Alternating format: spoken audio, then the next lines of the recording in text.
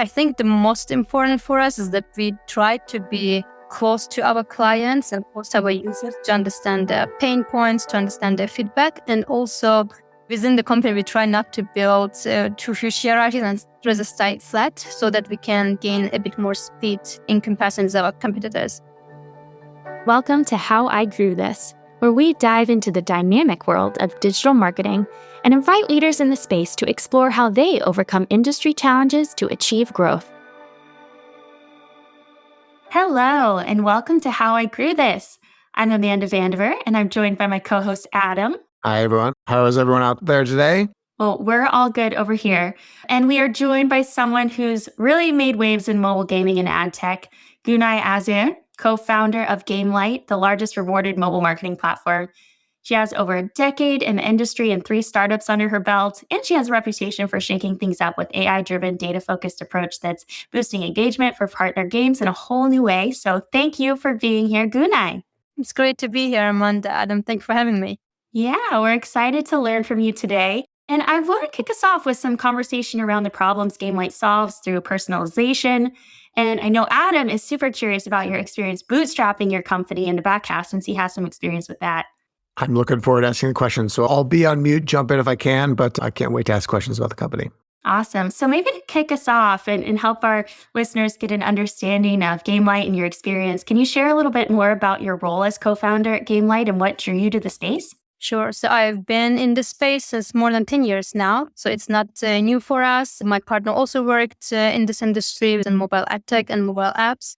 And we already launched a company together, and it was an app publisher developer company, and we did a lot of UA for us, right? User acquisition. And we noticed that there's a lot of shortcomings. The tools don't work well. The communication sometimes is not smooth. Often there's no dashboards to use, or if you use rewarded platforms, then the process were not smooth. It's too much managed, like account manager, managed services, and not self-serve dashboards or analytics, so to say. And we're thinking how to make it better because this was not the way it should be, right? If there's so much data to analyze, if there's so much data to utilize, it doesn't have to be that human is sitting in front of the laptop and checking Excel sheets. It should be an algorithm that analyzes all of it because then we can maximize the results that we get. We decided to launch Gamelight, which is an AI-driven mobile marketing platform. What we do is that we analyze a lot of app usage data from users, which apps they use, how long, when, and so on, and decide what kind of recommendations we should show them. And with this, we can maximize user attention, user engagement. And after they download, we also give them different rewards for interacting with the apps, which drives partner engagement and ROAS. Nice. Yeah, that really led into a lot of the gaps in the market that you identified. I'm curious, can you elaborate a little bit more about why is it that user acquisition is so challenging? What is it so uniquely challenging today as well? I think relatively it's a newer industry. So mobile apps are relatively new, and mobile marketing and rewarded marketing, those are relatively newer industries. And there are a lot of players in the market now, and it's a bit difficult to choose between them. Okay, everyone knows you should work with Google and Meta, Apple Search Ads if you have an iOS app. But from the rest, it's difficult to choose from. And everyone comes up saying that they're the best, they are the network that you should work with. And as a UA network, it's difficult to understand what works, what doesn't. And after you launch, it gets even more complicated because users are behaving differently. And sometimes the growth curves that you get are not the same between organic and paid channels. So to analyze this, the user UA managers need a lot of help. And sometimes it's simply not possible as a human to analyze all of this data. And I think this was the largest challenge that we wanted to solve, the largest pain we were facing as well. That's why we tried to come up with something that would simplify the process and make it easier for UA managers. Yeah. You talked a little bit about how there's so much data to navigate. And obviously now we know that signal loss is a huge thing that we're really struggling with and trying to make sense of. So can you talk about that balance of what is the magic between figuring out, hey, you have too much data over here, how to make sense of it, versus I don't have enough data to do anything productive or understand how my campaigns are working? Yeah, I think the most important is that we have to understand that AI is a tool, right? To make it work, you need humans to put more data into it and to set goals and targets and make sure it's working as expected. And how it works with Gamelight in this case, for example, we do need account managers, we do need UA managers.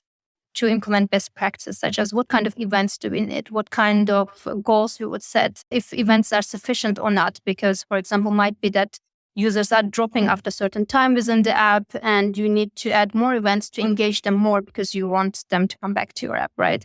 Those things are not something that AI can simply do because we can't have access to those events within the game. Game publishers need to give access to those events to us and to these data points. So this is something that needs to be done by humans. They need to connect, they need to talk, they need to understand and make use of the data results that we show. But analyzing all of this can fully be pushed to AIs, because if you have sometimes millions of data points, you can't simply look at average numbers and make sense of it. It will work to a certain degree, how it worked until now, but you will not maximize it. If you can get double better results, why would you not get it, right? Then you can build algorithms that will analyze this better and bring better results. So those parts of the optimization can always be pushed to AI algorithms, and the parts where you actually need human input or strategic decisions or creative decisions, those can stay with humans. Awesome. So, yeah, it sounds like you're talking a bit about the balance between automation and the human insights there. I'd love to unpack that a little bit more and really talk to us about how Gamelight uses AI to make that acquisition more tailored and more effective, and maybe any specific examples of how y'all help do that. Sure. Our algorithm is built into multiple parts, so it's not one big algorithm, so to say. It's multiple of them, and one of them is recommendations algorithm. When our users download our apps to get app recommendations, they have to give us access to app usage data, which means we can see which apps they're using, how long, when. And by analyzing this data, we can come up with new recommendations for them, what could be the best fit for them. This is one part of the algorithm. This helps us optimize pre-install. So before the install happens, we already try to find the best fit for each app so that our advertisers can get the highest ROAS, highest engagement. After the install, we have a reward structure, which means users can get different rewards for engaging with the apps, for passing certain levels, or doing certain actions like, for example, doing free trial or buying something with an app and so on. For those things, we try to engage users with extra rewards, extra motivation so that they pass through those stages better. Those are happening post-install. And until Gamelight, it was also more static, so to say. So it was manually simply done, do this, do that. In our case, it's very dynamic. So algorithm analyze how users behave with their app usage time or certain events, and then it decides what would be the best reward to give them for events or for minutes of using the app. And this is also done post-install to push the quality of the users that happen afterwards, which is missing because usually if you get the user, this is it, right? That's the quality of the user. You can only impact the future ones from then on.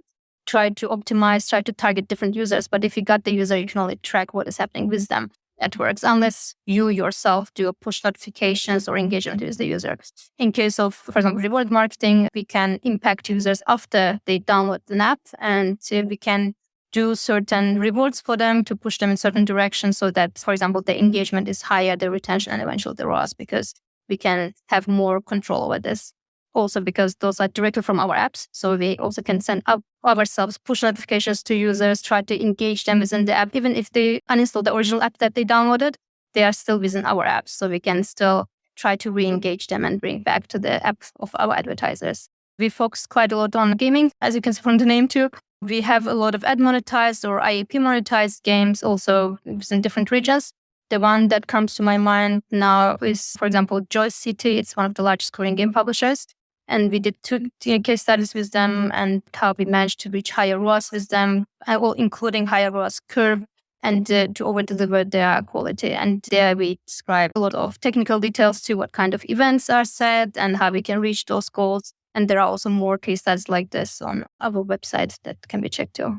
Yeah, so obviously your experience here and with Gamelight is really focused on the gaming industry, and it's clear how that can play a role in the success of user acquisition for them. But I'm curious, you have a lot of experience in this industry overall. I'm curious what lessons you might have for any other companies outside of gaming, keeping in mind what you've shared about the importance of personalization and knowing when to re-engage in some of these elements. Any other thoughts or anything that can translate over to some of those other industries?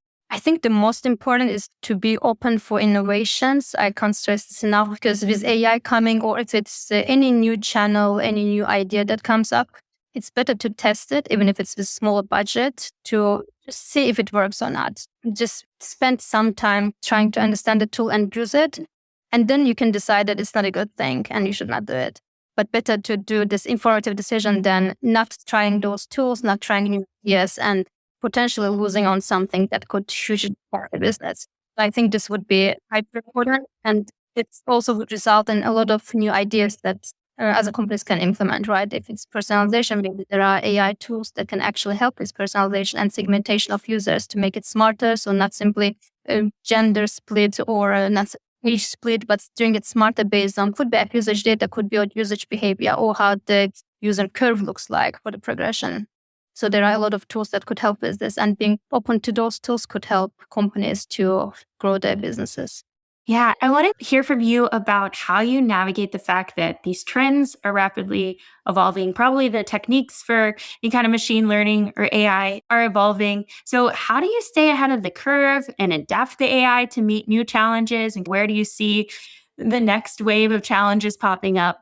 I think the most important for us is that we try to be close to our clients and close to our users to understand their pain points, to understand their feedback, and also within the company, we try not to build too huge hierarchies and rather stay flat so that we can gain a bit more speed in comparison with our competitors. So what we try is that we always are open to feedback from partners, trying to come up with something new. I think simultaneously we run multiple A/B tests all the time, try to improve the product, both for users, partners, and bring something new that doesn't exist in the industry yet. And with those, we try to stay ahead of the competition.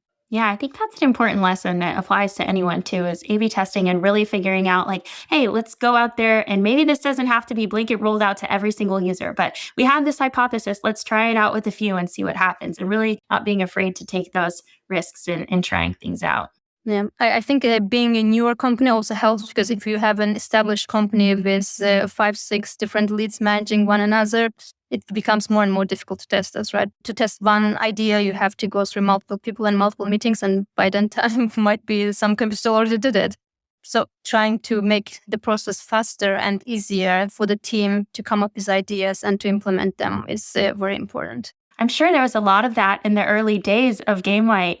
I actually feel like this is a good transition over to your early days and some of the decisions of how you went about building your company. So Adam, I'm going to pass it over to you. I've literally been biting my tongue because I'm so excited about asking these questions. So thank you, Amanda. You were talking about the team, early days. How long have you guys been around, and how big is the team today? We have been around since 2 years now at Gamelight, and we are 40 people. Wow, that's pretty fast. Yeah, it's very small for our business size, to be honest, but we are trying to catch up now with the team because we grew quite a lot business-wise, but we didn't have team members to manage all the partners that we had. But at the same time, we tried to automate a lot of things. So anything that can be automated that we don't need people, we tried to do this first, that we can actually scale. Otherwise, it would be very difficult to scale if you have to hire continuously for each partner or for every new product update that we do.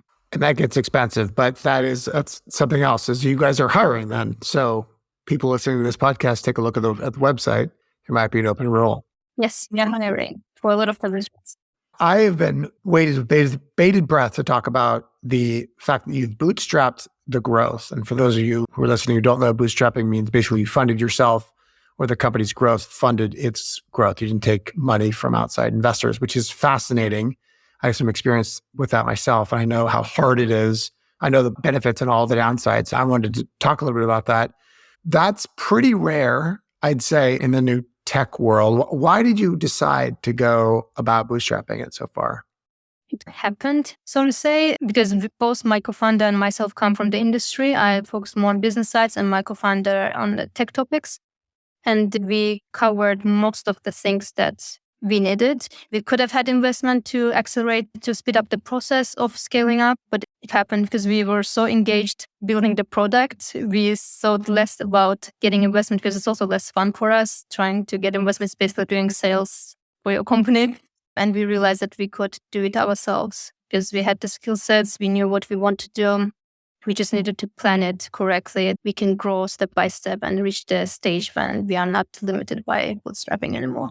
So you basically accidentally bootstrapped it sounds like. So you were your own client because you had a publishing company. So you developed your own tools and then you started taking on third-party clients. And before you know it, you're making revenue and that was growing. Partially. So the first company was an app publisher developer, and one of the products that we launched was actually the Playtime, which is a game recommendation platform, which eventually split under Gamelight. But it was not serving our own apps. It was still serving external third-party companies.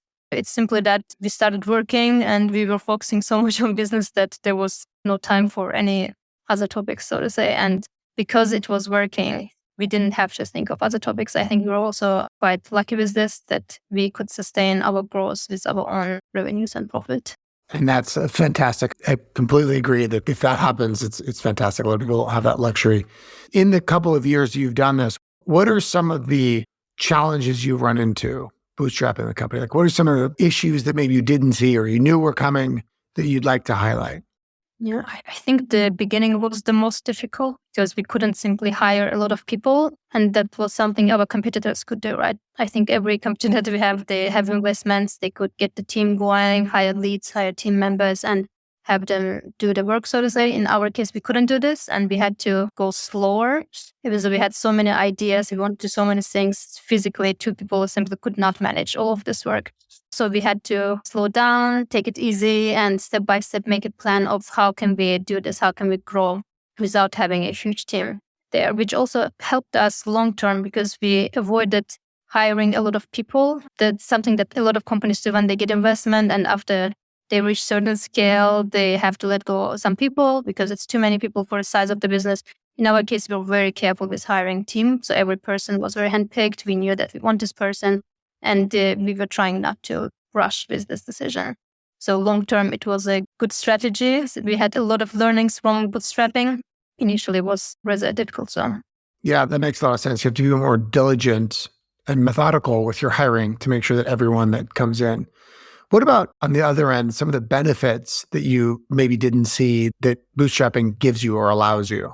that's speed. So we noticed that in comparison also with competitors, how fast we are with decision making and implementing those decisions, because we can simply decide, me and my co-founder, we want to do this, and this is it, we will start doing that. We don't need to explain it to anyone. We don't need to ask or tell anyone how we do, and because it's so fast. And also because we have complete skill set to do all of those things, we could simply, we are doing this, and then we start doing it. And within a very short time, we had the result out there, which helped us a lot. For example, one of those was building a self-serve dashboard. That's something that doesn't exist with a reward industry, that no other company has this. And we were like, why not, right? Why other marketing channels would have self-serve dashboards, but not rewarded channels? So we decided to do this. It took us some time, but within a couple of weeks, so to say, everything was done. It was live, it was running, and we are still using it. Everything is perfect. So we keep on adding new features there, but we can decide very fast. And I think this is a huge advantage that we have in the market. We are very fast and can do a lot of things very promptly. I could see that. You could have a morning meeting that could change the entire direction of the company. I found sometimes that would actually hurt us in the sense that the downside about not having a board or not having outside investors or not having other people that are like financially invested in your future besides the people in the company is you have trouble getting access to third parties who are like willing to dig in and help you solve a tough problem. Do you ever find while you're building a business that it's hard to get other people to invest in big decisions with you guys? It's just you guys alone? Yeah, unfortunately, it's us alone. We don't have other people helping us or mentoring us. We also made a strategic decision that we don't do too many calls. So we try to avoid those because we realize it's rather draining and it creates false sense of achievement that you talk to other founders, you talk smart and important, and you just feel like you're doing something important. But factually, there was nothing done. So I know that we lost some things because of this. Maybe we do less networking, we have less connections and so on. But at the same time, our product evolved way faster and way better than other companies in the industry. And we are still sticking to this decision that we don't do calls. We do very few exclusions, but generally it's something that we don't do. So if you have a question, just a Slack message, and then you get an answer and you... Yeah, within the team, it's always chat, Slack. Teams themselves have calls. For example, if there's a lead, they do daily stand-ups or weekly kickoffs. But with us, it would be on the Slack or chats, Google Chats, email, or if it's a client, we forward them to account managers who would call them. If it's service providers, there would be someone from the team to talk. But usually we get a lot of requests to talk directly to us, potential service providers, or someone wants to exchange ideas. As much as we would want to do this, we actively decide not to do this because we know it will probably just crash back on us because we didn't have time anymore to do something that we want to do with the product. Wow, that's fascinating. And you guys are completely remote. Partially. So we started fully remote, but now we have an office in Hamburg, which we are growing. So we are now headquartered in Hamburg and we are hiring both in Hamburg and remotely. Okay. And what percentage of your employees are in Hamburg? I think right now we have probably 30% probably in Hamburg, the rest are in everywhere from China to Canada, Europe, everywhere. And they focus or they communicate almost exclusively through chat. The people in the office are obviously talking to each other, but they're chatting otherwise. There's no calls. Do you find that's alienating the team? They're like out on their own? The teams with themselves, they do have calls. So within the team, they would have stand-ups, like weekly calls. But me and my founder, now it's a bit easier with the team because there are leads. So leads would have calls with them. Even though we try to also have teams have less calls because they also have so many people asking, hey, we have the service, let's jump on a call. But unless you see the benefit, you shouldn't do this. It could be, again, fun and nice to talk to new expertise and so on, but factually, it will probably bring very little benefit. And initially, it was more difficult for me and my co-founder because our team was smaller and we had to not have calls. That was basically something we simply couldn't have because then we would spend our whole time during the day just calling with the team because it was already large enough and business was large enough. And then there were partners that want to have calls. So then it was more difficult. And I can imagine how it's more difficult for the team too if there are less calls, especially if they work remotely. But I think right now in the team, it's easier because there are team members, teams are larger, there are leads, so they have regular calls with each other. And with clients, how do you keep from having calls with clients? Because I imagine the UA managers or your clients are constantly wanting to talk to them and get advice and talk through their issues. And how do you manage that? We have a very strong account management team, something we were lacking before. It was still managed by us because there's also a bit less need for account managers with our product because of the algorithm. So it's very self-optimizing. Less input is needed from AEMs or UA managers to optimize campaigns. But there is still need, right? They still need to talk, set up things, and make sure we reach the goals. And we have now a very strong account management team who manage all of this. So there is no need for us to be involved anymore. What's your primary acquisition channel for getting clients? Initially, it was BD team and my personal connections, so to say, because I'm from the industry already since 10 years. So I knew UA managers, I knew CMOs, and also we had a BD team. Now it's a lot of inbounds and BD team too. So BD team is actively trying to get partners on board, but we also get featured a lot in different indexes, such as Cyber Performance Index or different awards and so on. So we get a lot of inbounds because, either we're featured there and they see that it's a good source, or our advertisers recommend from one to another because they test us, they see quality is good, then they would tell their friends, other user acquisition managers to try us out. And for the future entrepreneurs who are listening, if you're looking at starting a bootstrap company again, do you think that there's a certain product or service that kind of lends itself well for bootstrapping better than, I don't know, SaaS is hard and agency is easier? Like, is there a certain type of business you think lends itself very well for bootstrapping growth? Yeah, I think the one main rule would be that the business should be performance driven in low scale. So without hoping that would grow and would be big and then would be profitable, but can you be profitable with 100 users? If answer is yes, you can probably bootstrap. If you can't, you can probably not do this because you will run out of money very fast and you will probably not scale. So can you be profitable in a low scale? If answer is yes, you can probably bootstrap. Okay, let's continue on that because I really like this. So if you were to give someone advice, like let's say, hey, Günay, I'm Adam, I'm starting a bootstrap company. What advice would you give me? What would you tell someone? Like the components they'd need to line up. You need to be profitable with about 100 users. What about co-founder? How do you go find a co-founder? How do you find a product? How do you find customers? How do you find product market fit? Those sorts of things.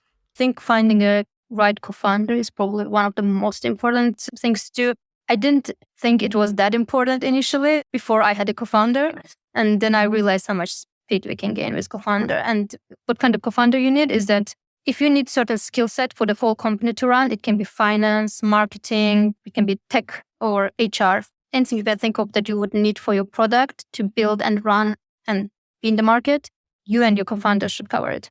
that you don't need anyone else. Otherwise, we need to hire, and probably as a bootstrap company, you can't hire anyone in the beginning because you simply can't do it. You should try to build your own skills. For example, I didn't have any design skills before I launched Catbite, the company before Gamelight. And I had to start to learn how to do graphic design, how to edit videos and so on to developers, creatives, and also find a co-founder who can complement your skills. In my case, was my tech co-founder who knew backend and frontend. He knew how to build the products, how to analyze them. So it was like tech and product, BI all in one. And together we could then launch this. So finding the right co-founder is the most important thing to do when you want to bootstrap, because I don't think one person can even cover all the skills that you need. You always be strong in tech, lack on business side. Once this is done, obviously the business idea should be there that you are performance driven and you can be profitable.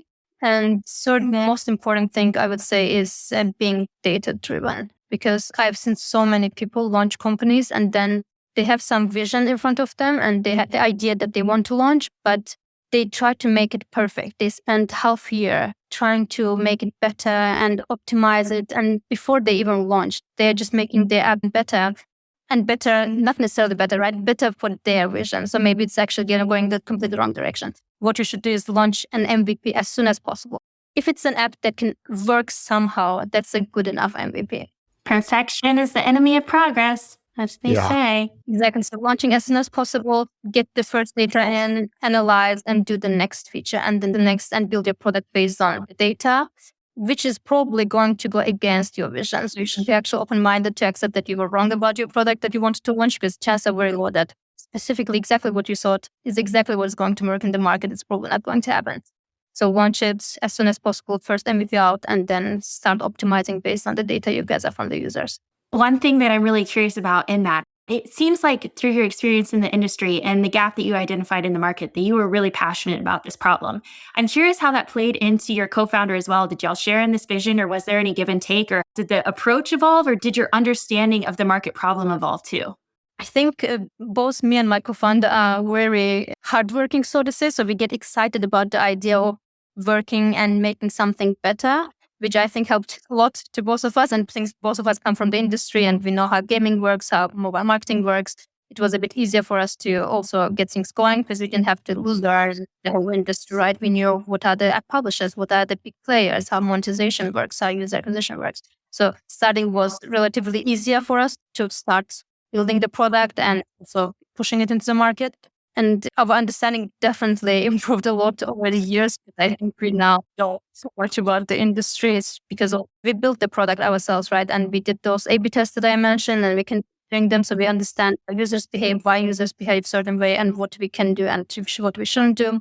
And I think it also brings us a lot of advantage over potentially competitors, because usually founders of companies, once they grow, they stop dealing with day-to-day topics and they go more like organizational and management and building the relationship and strategy, which is good on by itself, something I think we should learn from ourselves. But on the other hand, often they lack hands-on experience. They don't know anymore how details of product work, what exactly happens with users and what can be improved. Those are then push to product teams, which doesn't necessarily mean that it would be good, because then those people are lacking. For example, if you're on product, you might lack some business idea. If you're in business, you might lack some tech idea, how difficult it is to do and so on. So being this people in between and connecting all of those is very important. Awesome. Thank you for sharing all of that. And I'm curious, just to lead us out, obviously you're hyper-focused on the mobile rewards element of user acquisition, but from your seat, with all of your experience, through everything that you've learned and going about building and bootstrapping this company, how do you envision user acquisition evolving looking ahead? I think it's definitely going to be more AI driven and happening. More and more companies are trying to launch more AI solutions, which is going to happen even more. What also is going to happen is more performance driven approach. I think we've already seen this in the last couple of years, that ROAS cycles are getting shorter and shorter. If before sometimes companies would aim to be profitable within 2 to 3 years, then it became 1 to 2 years, 1 year, 6 months. So companies are trying to make most of their budgets and trying to build their products and also relationship with their UA sources that they get their money back in a shorter time and they are more performance driven, which I think is very healthy for the market, instead of basically wasting budgets and hoping that within 3 years you get the returns. You are making more decisions that are more numbers driven and better for your business. Yeah, so many correlations between your approach to building your company and anyone out there's approach to acquiring users and being performance focused and all of that. So really love the connection there and appreciate you coming on and sharing your story and for all the great work that y'all are doing out there at Gamelight. And thank you, Adam, as well. Thank you, Günay. It was a pleasure and many good questions. Thank you so much for having me. It was really nice talking to you. Thank you so much for listening. If you like the show, please leave a review wherever you listen to this and share with someone trying to grow their career. Until next time, keep growing.